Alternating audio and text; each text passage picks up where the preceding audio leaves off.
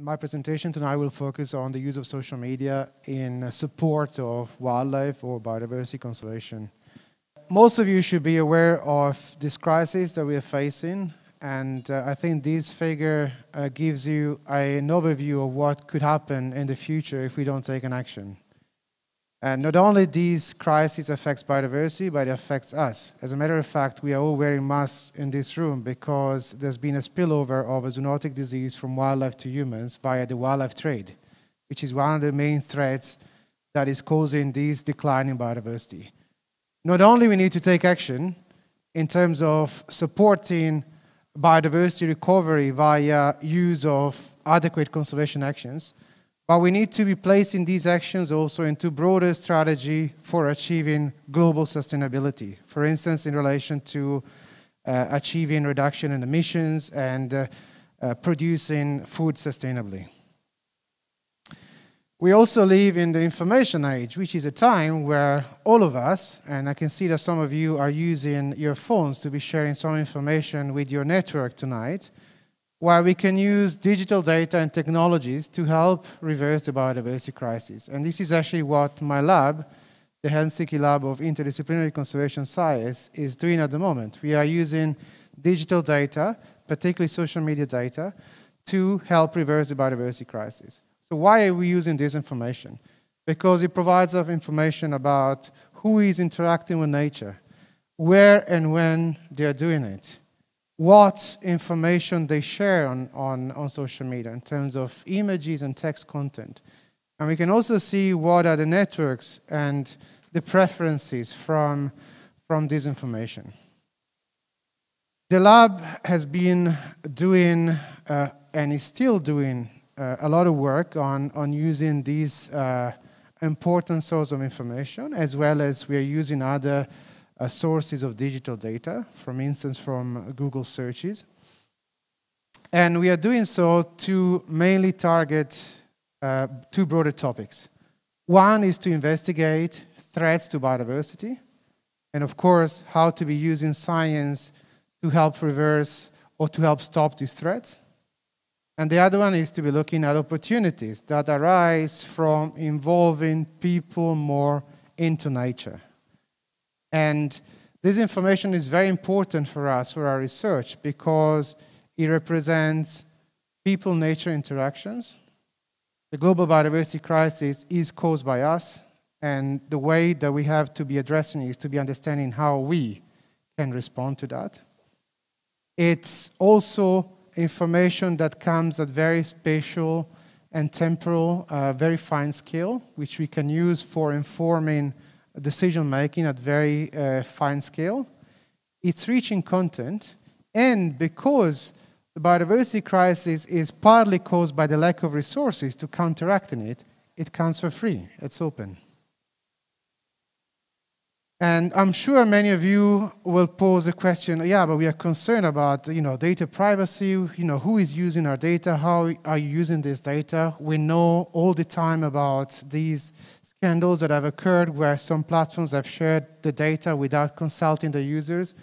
We have a strict protocol for data privacy and data protection in the lab, where we basically follow European Union General Data Protection Regulation, and we minimize the data that we are collecting based on the research questions that we have, and we pseudonymize the data, which means that there's no information on users on the data that we have in our system.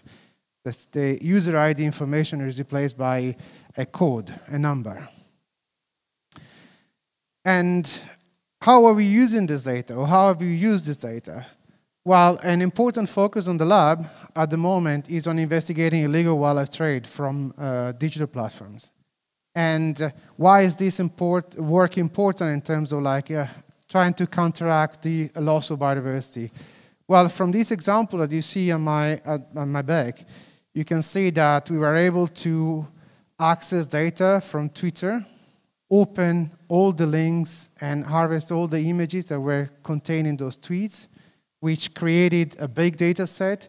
And then by using machine learning for filtering out information that was only relevant to rhinoceros conservation, we were able to remove 95% of that information as not relevant.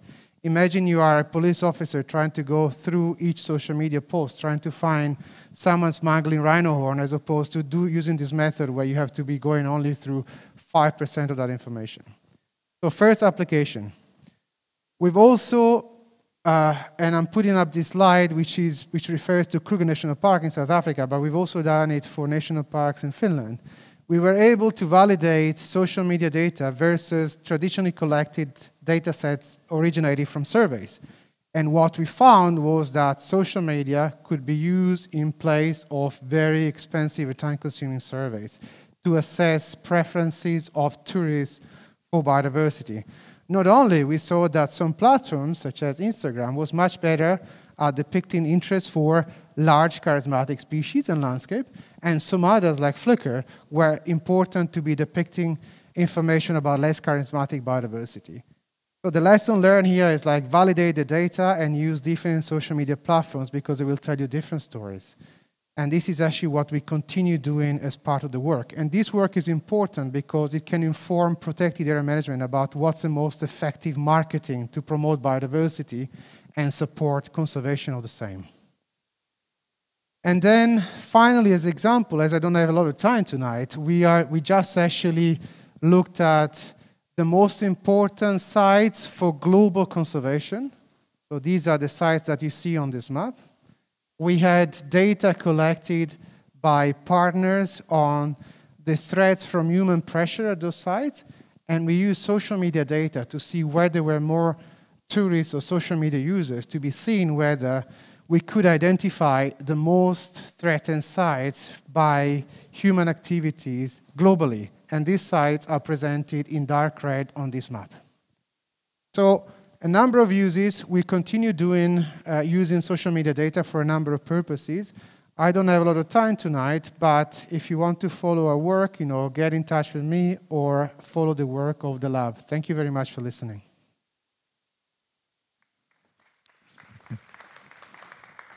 Thank you, Enrico. Hey, first of all, you have lots of data that you have gathered. There's plenty of different state officials who would be very interested of that data when they're trying to tackle, for example, illegal hunting and the trade of these different species. But is that something that you can share, for example, with state officials? Well, we can share the bulk results of our research. So we can inform in relation to where there's more illegal activity, potentially, which species are most targeted as part of the illegal wildlife trade, but we are not sharing the source of information of our analysis. As you could see from the slide that I showed before, we are protecting our data and the information that we are collecting for users very strictly. And we are also training our personnel not to be to be very aware about the data that we are collecting. So on the paper, even if we share information with someone, they will not be able to identify anyone because of these strict protection measures that we have in place. So, we are interested in collaborating with the different organizations, but just, our work is academic in nature. And we are interested in sharing the academic outputs with decision makers so that they can actually take action by themselves. Have many decision makers reviewed your articles or seen them and done some political actions, for example? This is an aspect that I've always been very interested in since I started, as an MSc student or bachelor student, to try and actually get the results of my work directly into decision making. And actually my research very often has been developed in collaboration with decision makers. So yes, there has been instances where, for instance, the work that has been channeling on rhino conservation from digital platforms has gone to the ministry level in South Africa. We've had recently an important collaboration in the Philippines where we've been basically channeling all the results of our research into their decision making. And we are also part of a global initiative that involves a number of stakeholders and the platform to try and actually stop illegal wildlife trade from online platforms. Yeah. So if we look at the data, is there, while you are doing the research, is there any blind spots that when you go through the data, that you realize that, okay, we need to do some footwork, for example, or gather the information from other sources? Yeah, certainly there is. It's a very important source of information, but of course it's not perfect. So for instance, in the slide that I showed you, the second last slide, we did validate those results with survey data. And it looks at, in many instances, it's, per se, just that source of information from social media is important. But in terms of understanding some of the preferences, especially as the social media population of users is relatively young, then, and in the illegal wildlife trade, we have many users that are, in the older age classes, then we do surveys. And we do surveys that are carried out in, globally or in some countries, and that's how we try to kind of validate the data. We also use other independently collected data sets that could be filling those gaps that you were mentioning. Would you like to share a little bit about your latest research or your latest projects that are going on at the moment? Yeah, one important project which is funded by the European Research Council is indeed looking at trying to quantify the patterns and the trends of the illegal wildlife trade globally from digital platforms. And we have been doing a lot of work which is related to the development of the methods for doing this. As you can imagine, it's fairly easy to be using machine learning to identify automatically a dog or a cat, but it's extremely challenging to do it when you're trying to identify rhino horn or ivory. So our, the great team that I have the honor of, of supervising has been very busy on developing the methods for doing this. And we have methods that can identify images based on the background, what's in the image, and then flag it for further analysis. We are also looking at global online sentiment of people, how they react to biodiversity loss, and it's amazing, the kind of reactions that you can see and for specific events. And people are particularly concerned about extinction of species. We see that there's a peak in activity and also a very negative sentiment when a species goes extinct. And a recent example, even if it's not a species, it's a subspecies, was Sudan, the last male northern white rhino, where we saw that there was a massive increase in activity on social media, and people were very upset because of that happening. Okay. So there is hope that we're going to be channeling these negativity or feelings into putting more pressure into decision makers so that they can take real action into reversing the biodiversity crisis. Do you think it would be possible to find a way to make it more interesting, these issues more interesting before the species go extinct?